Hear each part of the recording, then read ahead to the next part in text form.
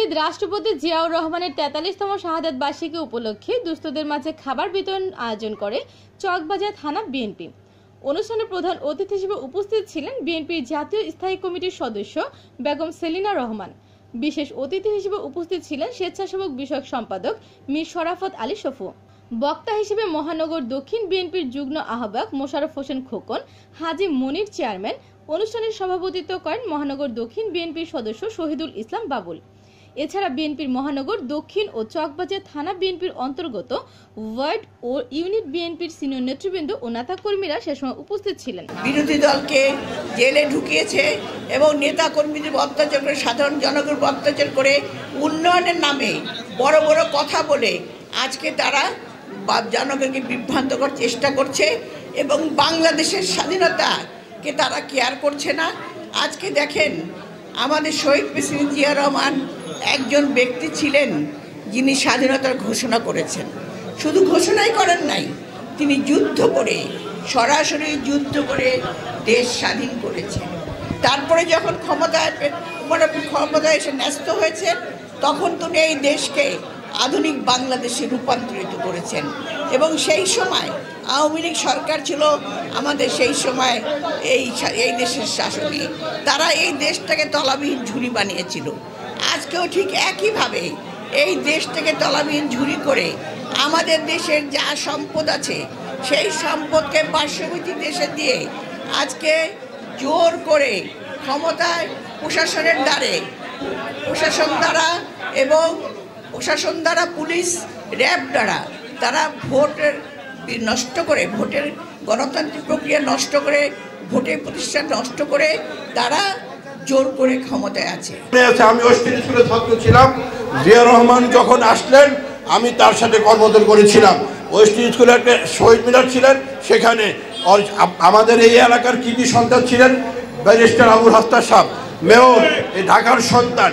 এবং তারপরে উনি প্রায় প্রতি মাসেই বলা চলে এই লালবাগ কামরাঙ্গীরচর আসতেন।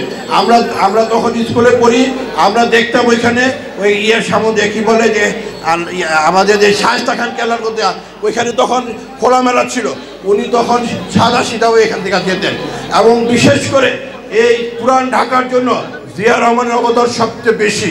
ব্যারিস্টার আবুল হাসনাত এবং তারই শ্বশুর ছিলেন আমাদের কি বলে মাঝির সর্দার। এবং উনি যখন রাষ্ট্রীয় ক্ষমতায় আসলেন তখনই কলম এই মাঝের সর্দারকে ডেকে ঢাকা উন্নয়ন কমিটি করে দিলেন। মাঝের সর্দার সহ জেনারেল শকর সহ তখন এই ঢাকাকে কীভাবে উন্নয়ন করা যায়, ঢাকাকে কীভাবে ডেভেলপ করা যায়, এটাই ছিল জিয়া রহমানের রাজনীতি। সবাই বিএনপি করি, আমরা বিএনপি পরিবার, আমাদের মধ্যে কোনো ভেদাভেদ নাই। আমি আজকে আপাকে ধন্যবাদ দিয়ে আমার সংক্ষিপ্ত বক্তব্য শেষ করছি। ফ্যাসিস্ট সরকার, ভোটারবিহীন সরকার আমাদের নেতৃত্বের উপরে এবং আমাদের দেশের যত বিএনপি নেতাকর্মী আছে সকলের উপরে মিথ্যা মামলা দিয়ে আজকে তাদেরকে হেনস্থ করছে। তাই আমি বলবো এই ধরনের মিথ্যা মামলা প্রত্যাহার করার জন্য। এবং আমরা এই লালবাগ চকবাজারের মাটি হচ্ছে খালেদা জিয়ার ঘাঁটি। ইনশাল্লাহ আমরা প্রমাণ দিয়েছি, প্রমাণ এখনও দিচ্ছি। আমরা এই আন্দোলন হয়েছে, আন্দোলনে চকবাজারের লালবাগ চকবাজারের ব্যাপক ভূমিকা, সবাই ঐক্যবদ্ধ হয়ে আন্দোলন আমরা করেছি। এবং আমাদের সকল ওয়ার্ডের নেতৃবৃন্দ, অঙ্গদলের নেতৃবৃন্দ সকলে এখানে জেল খেটেছে। আমরা সংগ্রাম করেছি, এই সংগ্রাম চলবে। আমাদের নেতা শহীদ প্রেসিডেন্ট জিয়া রহমান এদেশে গণতন্ত্র প্রতিষ্ঠা করেছিল, এদেশে ন্যায় বিচার প্রতিষ্ঠা করেছিল, মানুষের অধিকার প্রতিষ্ঠা করেছিল। এদেশে মানুষ তখন সুখে শান্তিতে বসবাস করত। কিন্তু আজকে দেখেন এই স্বৈরাচারী শেখ হাসিনা আজকে তারেক রহমানকে হুমকি দিয়েছে, তাকে দেশে এনে সাজা দিবে। কিন্তু আমরা আজকের এই সভা থেকে আমরা চ্যালেঞ্জ ঘোষণা করছি যে আমাদের নেতাকে আপনি শেখ হাসিনা কোনোদিন এই দেশে এনে সাজা দিতে পারবেন না।